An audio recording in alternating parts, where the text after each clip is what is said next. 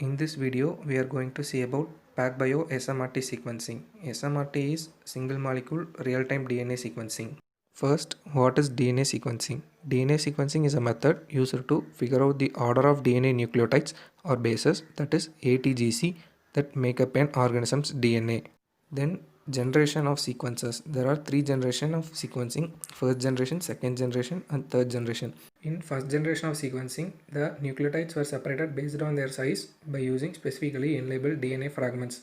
500 to 1000 base pair fragments are sequenced here. Sanger and Maxam Gilbert sequencing are first generation sequencers. In second generation of sequencing, the sequencing takes place by synthesis method. Here, the fragments shorter than Sanger sequencing are sequenced. For example, 454 pyro sequencing, Illumina sequencing, and ion torrent sequencing. In third generation of sequencing, the sequencing is done in real time. Here, more than 1000 base pairs can be sequenced. For example, PacBio SMRT sequencing and Oxford Nanopore sequencing.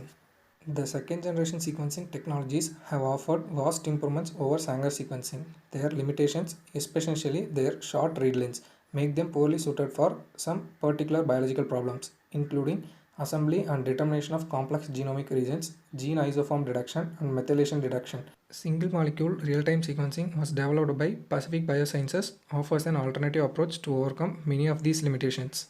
Unlike second generation sequencing, PacBio sequencing is a method for real-time sequencing and does not require a pass between read steps. So, PacBio sequencing is also called a single molecule real-time sequencing, and it is classified as third generation sequencing. In single molecule real-time DNA sequencing, the components include reaction cell. Here, a single DNA polymerase is immobilized on the bottom of the reaction cell.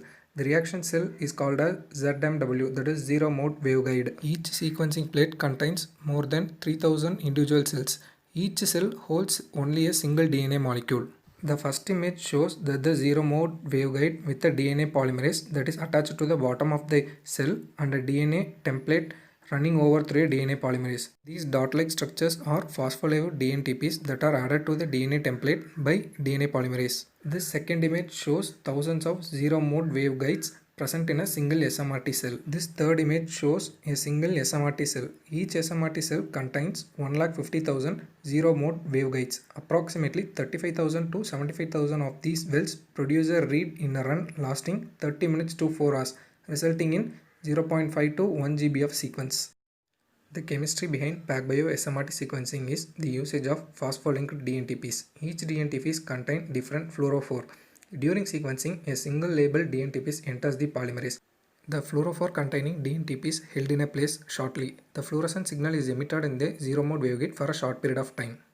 Here, the DNTP leaves and the new DNTP enters, and the DNA polymerase present in the cell produces complementary strand to the template DNA. This image shows fluorophore is linked to the phosphate group of DNTPs by using a linker. The steps involved in sequencing. The first step is the library preparation and the SMRT bell template. The sample preparation involves that the DNA to be sequenced is fragmented and then the ends are repaired and they are ligated to the adapters. After ligation, they are purified and they are binded to the DNA polymerase present in the reaction cell. PacBio sequencing captures sequence information during the replication process of target DNA molecule. The template called SMRT bell is a closed single-stranded circular DNA that is created by ligating hairpin adapters to both ends of the target double-strand DNA.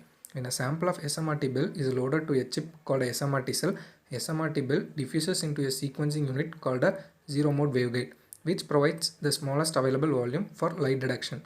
In each zero-mode waveguide, a single polymerase is immobilized at the bottom, which can bind to either hairpin adapter of the SMRT bell and start the replication. This last image shows that the hairpin adapters, which are green in colors, are ligated to the end of double-stranded DNA molecule, that is yellow and purple, forming a closed circle. This polymerase, which is grey in color, is anchored to the bottom of zero-mode waveguide and it incorporates bases into the read strand. The second step involves the complex of DNA template and an active polymerase which is immobilized at the bottom of zero mode waveguide. The SMRT bell diffuses into the zero mode waveguide and the adapter binds to the polymerase. In step 3, the phospholinked nucleotides are introduced in the chamber of zero mode waveguide. Here, already the DNA polymerase is binded with the adapter found in the template DNA. In the fourth step, each of the 4 nucleotides is labeled with a different fluorescent dye so that they have distinct emission patterns, and they are loaded to the reaction cell where the template DNA and polymerase are found intact. The first image represents the different color fluorescent dye that are linked to the phosphate molecule of DNTPs. The second image represents the emission of green color from the DNTPs upon elimination in the zero mode waveguide. With reference to the image 1, we can say the green fluorescence as DATP. In the fifth step, as the nucleotide is held in the deduction volume by the polymerase, a light impulse is produced that identifies the particular base. This third image represents the DNA polymerases synthesizes new strands that is complementary to the template DNA. The final step is the deduction and sequence determination. Here, the fluorescent signals for each zero mode waveguide is collected. Data is collected as a movie of the sequential signals. The DNA sequence of a single molecule is determined by sequence of light pulses. The image step 1 indicates a fluorescently labeled nucleotide associates with the template in the active site of polymerase. In step 2, the fluorescent output of the color corresponding to the incorporated base A is elevated.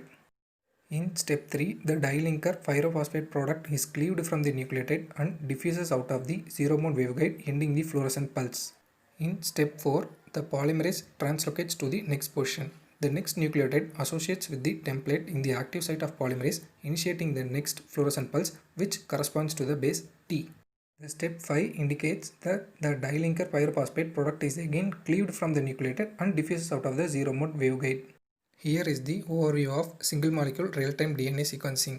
Here the DNA polymerase is immobilized in the reaction cell of zero mode waveguide present in a single SMRT cell. The zero mode waveguide confinement refers to the immobilized DNA polymerase and the template DNA.